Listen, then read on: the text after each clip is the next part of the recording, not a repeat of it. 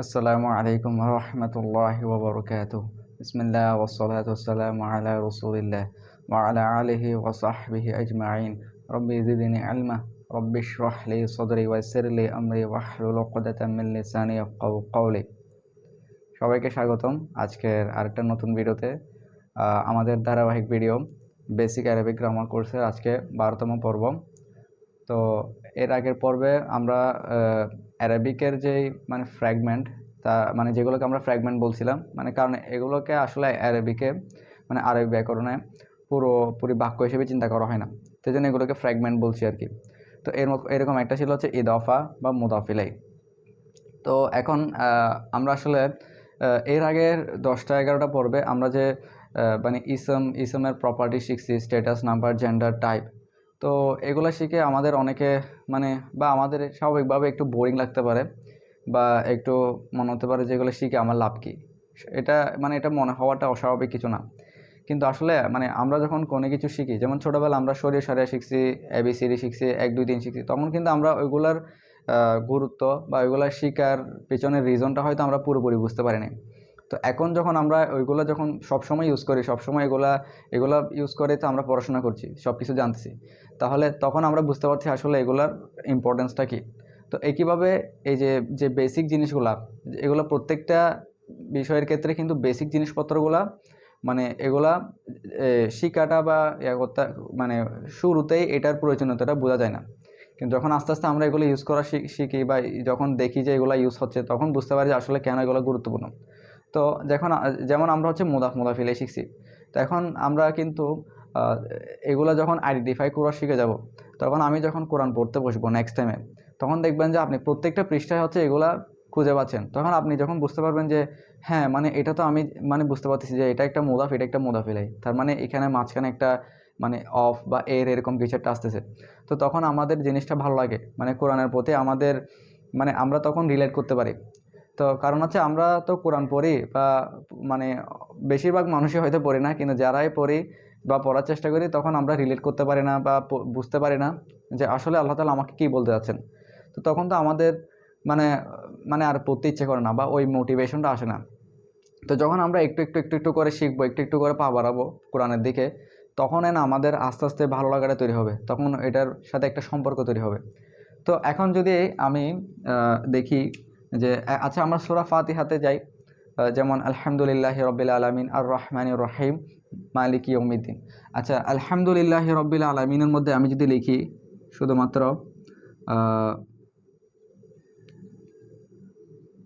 রব্বিল আলামিন, এই গাটা লিখি শুধুমাত্র,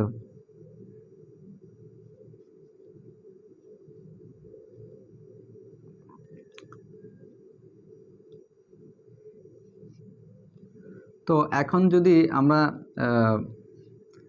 দেখি আসলে এখানে কি হচ্ছে, রব্বিল আলামিনের গ্রামারটা আমরা বুঝতে পারি কিনা দেখি। তো শুরুতে যদি রব্বি শব্দটা দিয়ে শুরু করি, তাহলে আমি বুঝতে পারছি রব এটা একটা ইসম। হ্যাঁ, তো এখন ইসমের মধ্যে আমরা জানি যে 4টা প্রপার্টিস থাকে। তার মধ্যে প্রথমটা ছিল স্ট্যাটাস। স্ট্যাটাস সেটা কি রাফা, নাসব নাকি জার। তো আমরা জানি যে যদি জের থাকে, এই যে যেমন এখানে একটা জের আছে, রব্বি, সে একটা জের আছে না, এই যে সাদ্দার নিচে। এখন আমি জেরটা যদি এদিকে না দিই, এদিকে দিই, তাহলে আরও ভালোভাবে বোঝা যাবে। তাহলে এই যে জেরের কারণে এটা হচ্ছে, এটা কি জার, ঠিক আছে। আচ্ছা, তো এখন আমি বলছিলাম মুদাফ হওয়ার জন্য 2টা শর্ত আছে, গত ভিডিওতে বলছিলাম। সেটা হচ্ছে, প্রথম শর্ত হচ্ছে এটা লাইট হতে হবে। তো লাইট মানে কি? লাইট হচ্ছে এখানে আরবিতে আমরা জানি যে হয় 2 জের থাকে, অথবা একটা জের থাকে। যেমন এখানে যদি রব্বি না থাকে, যদি রব্বিন থাকতো 2 জের থাকতো, তখন এটা হেভি হইতো। কিন্তু এখানে তো একটা জের, তার এটা লাইট। এটা আমরা লাইট ভার্সেস হেভিতে পড়ছিলাম। তো লাইট, হ্যাঁ, তাহলে প্রথম শর্ত হচ্ছে মুদাফ হওয়ার যে এটা লাইট হতে হবে। যেমন এটা লাইট হয়েছে, তাহলে এটা প্রথম শর্ত, 1 নম্বর শর্ত যেটা হচ্ছে লাইট হওয়ার শর্ত, সেটা মেনে চলতেছে। আচ্ছা, 2 নম্বর শর্ত ছিল এখানে আলিফলাম থাকা যাবে না, অর্থাৎ যেটা মুদাফ হবে এখানে কোনো আলিফলাম থাকতে পারবে না। যেমন এখানে এটা, এই যে রব্বি, এখানে কোনো আলিফলাম নাই শুরুতে, এটা আল রব্বিনা। যেমন এখানে এটা শুরুতে আবার আলিফলাম আছে, যেমন আল আলামিনা। তো যেহেতু এটা শুরুতে আলিফ লাম নাই, তার মানে এখন দুইটা শর্তই মিলে গেছে। প্রথমটা লাইট লাইট হতে হবে, দ্বিতীয়টা হচ্ছে কি আলিফ লাম থাকা যাবে না। তাহলে এটা একটা মুদাফ হতে পারে যদি এর পরের শব্দটা মুদাফিলাই হয়। এখন মুদাফিলাই হওয়ার জন্য একটা মাত্র শর্ত ছিল, সেটা হচ্ছে এটাকে জার হইতে হবে। তো এখন এই আলামিনা শব্দটা জার কিনা আমি কীভাবে বুঝবো? তো এটা আমরা যদি ওই যে এখন আবার আমাদের সে বেসিক ওই যে মুসলিম চার্ট একটা আমি বলছিলাম যে এটা শেখাটা ফরজে আইন, মানে আরবি গ্রামার শেখার জন্য। তো যেমন ওই এখন আমি যদি ওই চার্টের সাথে মিলাই, যেমন আমরা শিখছিলাম মুসলিমুন, মুসলিমান, মুসলিমিন, মুসলিমানি, মুসলিমাইনি, মুসলিমাইনি, মুসলিমুনা, মুসলিমিনা, মুসলিমিনা, এটা মুসলিমিনার সাথে মিলে। তো যখন আমরা মুসলিমিনা মুসলিমিনা শিখছিলাম তখন আমি বলছিলাম এটা জার অথবা নাসব হতে পারে। তো এখন এটা যেহেতু রব্বি যেহেতু মুদাফ হওয়ার একটা পটেনশিয়াল আছে এটার মধ্যে, তো আলামিনা এটাও জার হতে পারে, তার মানে আমি অবশ্যই এটাকে জার ধরে নিব। তাহলে এটাও কিন্তু জার, তাহলে এটাও মুদাফিলায় হওয়ার শর্তটা মানে শর্তটা মানতেছে। তার মানে আমার এখানে বোঝাই যাচ্ছে রব্বিটা হচ্ছে মুদাফ, আলামিন এটা হচ্ছে মুদাফিলাই। অর্থাৎ আলামিন মানে সৃষ্টি জগৎ বোঝায়, তো সৃষ্টি জগতের রব। তাহলে এটার যদি আমি এখন ইয়া করি, বাংলা অনুবাদ করি, এমনি যদি সৃষ্টি অথবা সমস্ত সৃষ্টিকুলের লব এরকম বলে। আচ্ছা আপাতত জাস্ট এতটুকুই করি, সৃষ্টি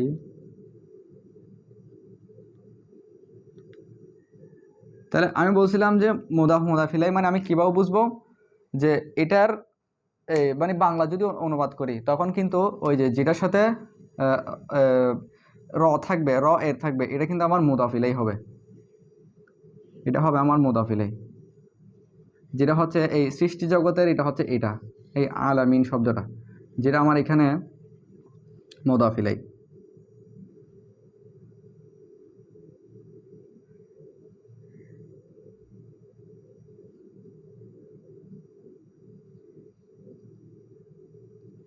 আর এই যে রব শব্দটা হচ্ছে আমার মুদাফ।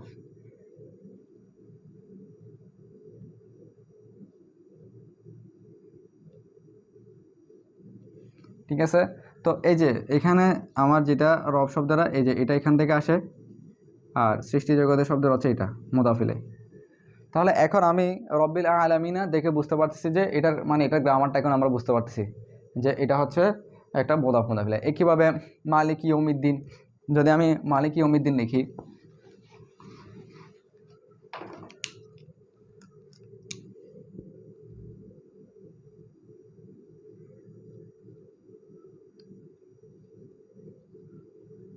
মালিক ইয়ৌমিদ্দিন,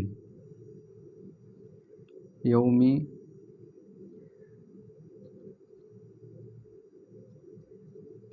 আদ্দিন,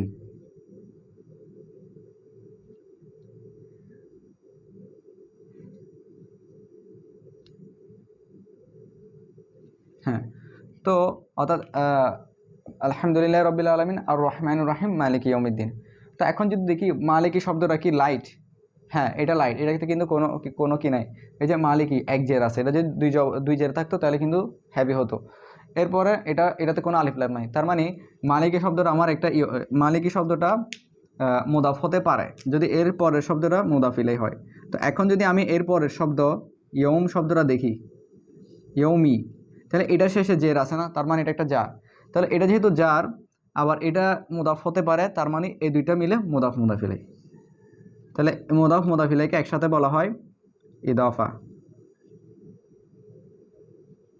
এখন আমি চাইলে ইয়ৌমি আর দিনের মধ্যেও মিলাতে পারি। ইয়ৌমি শব্দটার মধ্যেও কিন্তু এটাও লাইট, অর্থাৎ এটার মধ্যে কি একটাই জের আছে, দুই জের নাই, আবার এটাতে আলিফ লামও নাই, তার মানে এটাও মুদাফ হতে পারে। এখন আদ্দিনী শব্দটার মধ্যে কি আবার দেখা যাচ্ছে আদ্দিনী শব্দটাও জের, অর্থাৎ এটা মুদাফিলাই হতে পারে। তার মানে মালিকির সাথে মানে মালিকি এটা হচ্ছে মুদাফ আর এটা মুদাফিলাই, মানে এই দুইটার মধ্যে। আবার ইয়ৌমি আর দিন এই দুইটা নিয়ে যদি আমি চিন্তা করি তখন ইয়ৌমিটা আবার মুদাফ হিসাবে কাজ করতেছে, আবার আর দিন এটা মুদাফিলাই হিসাবে কাজ করতেছে। তাহলে এই পুরো তিনটাই হচ্ছে পুরো মানে একসাথে যুক্ত, মানে তিনটাই হচ্ছে ইদাফা। তাহলে যেটা আমি যদি অনুবাদটা লিখি সেটা হচ্ছে বিচার দিবসের মালিক। তাহলে এইটা কিন্তু এখনও বোঝা যাবে যে বিচার দিবসের, দিন মানে হচ্ছে আচ্ছা, দিবসের অথবা বিচার দিনের মালিক, এভাবে লিখতে পারি।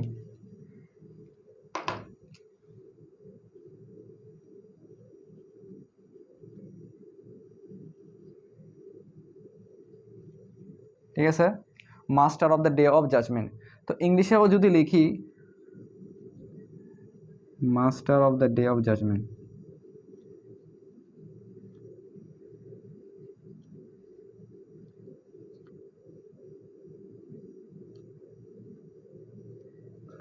তখন বোঝা যায় যে কি এই যে অফ আছে, যে মালিক মানে হচ্ছে মাস্টার, যেটা হচ্ছে আবার মুদাফ, এই যে মুদাফ অফের আগে, আবার অফ দি ডে, এই যে ইয়ম, এটা এটা এটা হচ্ছে এই যে ডে, আবার ইয়মের পরে একটা অফ আসছে কেন, এই যে ইয়ম আর দিন, এটা কিন্তু একটা মুদাফ মুদাফিলে, অর্থাৎ এই পুরোটাও একটা মুদাফ মুদাফিলে।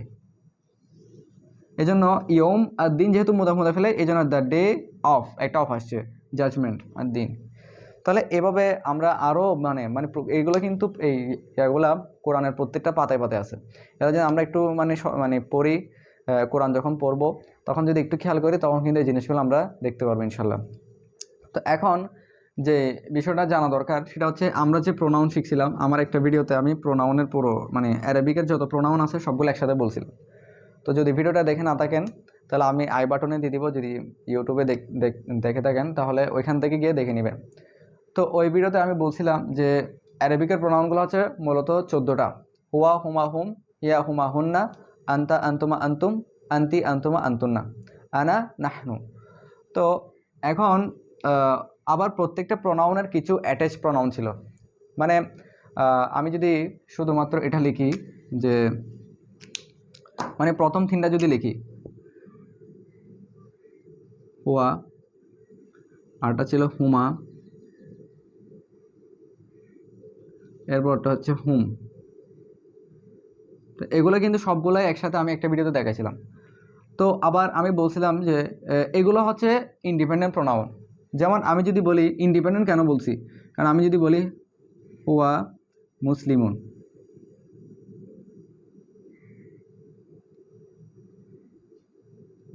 অর্থাৎ এই প্রোনাউনগুলো হুয়া মুসলিমুন, তিনি একজন মুসলিম। তাহলে এই প্রোনাউনগুলো কিন্তু স্বাধীনভাবে ব্যবহৃত হয়, কোনো একটা বাক্যের মধ্যে স্বাধীনভাবে ব্যবহৃত হয়, এই জন্য এগুলোকে ইন্ডিপেন্ডেন্ট প্রোনাউন বলতেছি। এই যে 14টার কথা আমি বলছি এগুলো সবগুলো ইন্ডিপেন্ডেন্ট প্রোনাউন। আবার প্রত্যেকটা প্রোনাউনের এখন একটা প্রোনাউন তো সবসময় যে স্বাধীনভাবে বাক্যের মধ্যে ব্যবহৃত হবে এরকম তো না, কোনো একটা শব্দের সাথে যুক্ত হয়ে ব্যবহৃত হতে পারে। যে যখন যুক্ত হয় তখন এগুলোকে আমরা যুক্ত সর্বনাম বলি, বা এটাকে আমি ইংলিশে অ্যাটাচ প্রোনাউন বলতেছি, অ্যাটাচ প্রোনাউন বলি। তো প্রত্যেকটা ইন্ডিপেন্ডেন্ট প্রোনাউনের আবার কিছু অ্যাটাচ প্রোনাউন আছে। যেমন আমি যদি দেখি হুয়া, এই হুয়ার কিন্তু দুইটা অ্যাটাচ প্রোনাউন আছে। একটা হচ্ছে হু, হ্যাঁ মানে এটা হচ্ছে এভাবে যদি লিখি, একটা হচ্ছে হু, আরটা হচ্ছে হা। না সরি, হু অথবা হি।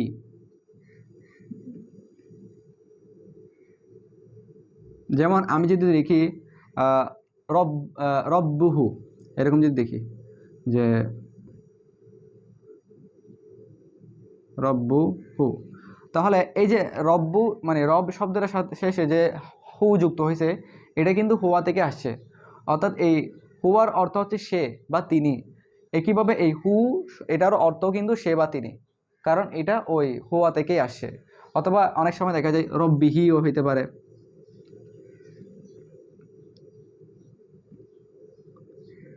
রব্বিহি। তো রব্বিহি, হি অথবা হু, এই দুইটাই কিন্তু হুয়া থেকে আসে, দুইটার অর্থই সেম, সে অথবা তিনি। তো রব্বুহু মানে তার রব, রব্বিহি মানে তো তার রব। তাহলে এই জন্য তার মানে এই যে আমি অ্যাটাচ বলতে বোঝাচ্ছি, এই যে যেমন রব শব্দের সাথে হুটা তো অ্যাটাচড হয়েছে, যুক্ত হয়েছে এই জন্য। তো যখন যতগুলো অ্যাটাচ প্রোনাউন আছে, হ্যাঁ অ্যাটাচ প্রোনাউনগুলো এটা হচ্ছে একটা অনেকটা শর্টকাটের মতো। যখন আমি কোনো একটা অ্যাটাচ প্রোনাউন দেখবো ইসমের সাথে, যেমন রব শব্দের একটা ইসম নাম, তো ইসমের সাথে যখন প্রোনাউন অ্যাটাচ হবে, কোনো একটা প্রোনাউন অ্যাটাচ হবে, তখন এটাও একটা মুদাফ মুদাফিলেই হবে। অর্থাৎ এখানে রব্বুহু এর মধ্যে এই রব শব্দের হচ্ছে মুদাফ, ঠিক আছে। কারণ ওই যে রব শব্দের মধ্যে কোনো আলিফ লাম নাই, এবং এটা লাইট, ওই যে পেশ আছে, একটা পেশ, দুইটা পেশ থাকলে, দুই পেশ থাকলে তখন এটা হ্যাভি হতো, তাহলে এটা হচ্ছে মুদাফ।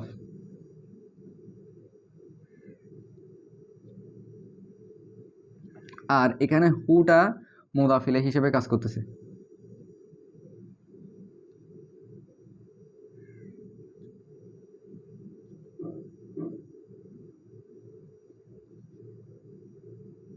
মুদাফ ইলাইহি হিসেবে কাজ করতেছে। একইভাবে রব্বিহির মধ্যেও হিটা মুদাফ ইলাইহি হিসেবে কাজ করতেছে। তা আমি রব্বিহি না বলে রব্বুহুমাও বলতে পারি চাইলে, অর্থাৎ এটা দিয়ে হুমা শব্দটারও দুইটা অ্যাটাচ প্রনাউন আছে, একটা হচ্ছে হুমা, একটা হচ্ছে হিমা। তো রব্বুহুমা, রব্বিহিমা এরকম হতে পারে। হুম মানছে তারা, এটা হুমই হয়, হুম অথবা হিম। যেমন আলাইহিম আমরা বলি না, যেমন আমরা বলি আলাইহিম, আলাই,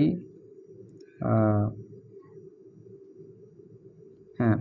তো যখন আমরা বলি আলাইহিম, এই যে হিম শেষে, এটা কিন্তু হুম থেকে আসছে, যেটার অর্থ হচ্ছে আলা মানে উপর, তা আলাইহিম মানে তাদের উপর। হ্যাঁ, মানে এটা তারা অর্থ দেয় আর কি হুমটা। তো এটা হুম হিসেবে যুক্ত হতে পারে, হিম হিসেবে যুক্ত হতে পারে। তো এই যে প্রোনাউনগুলোর অ্যাটাচ ভার্সন, এগুলো সবগুলো কিন্তু আমি একটা ভিডিওতে বলছি, যে ভিডিওটার কথা বলছি ওটার মধ্যে সবগুলো সুন্দর করে বলছি। তো ওই রকম যতগুলো অ্যাটাচ প্রোনাউন আছে, এগুলো যদি কোনোটা ইসমের সাথে যুক্ত হয়, তখন সেটা কি হবে, সেটাও মোদাফ ইলাইহি হবে। তো আমাদের আজকের ভিডিওটা এতটুকুই থাকবে। তো আরও কিছু মানে স্পেশাল কিছু কিছু মোদাফ আছে, অর্থাৎ কিছু শব্দ আছে যেগুলো হচ্ছে মোদাফ হিসেবে কাজ করে। তো এগুলো আমরা পরের ক্লাসে জানবো ইনশাল্লাহ। তো ভিডিওটা যদি ভালো লেগে থাকে তাহলে অবশ্যই লাইক, কমেন্ট, শেয়ার করে পাশে থাকবেন। বারাকাল্লাহু লি ওয়া লাকুম ফিল কুরআনিল হাকিম ওয়া নাফা'আনি ওয়া ইয়্যাকুম বিল আয়াতি ওয়া যিকরিল হাকিম। আসসালামু আলাইকুম ওয়া রাহমাতুল্লাহি ওয়া বারাকাতুহু।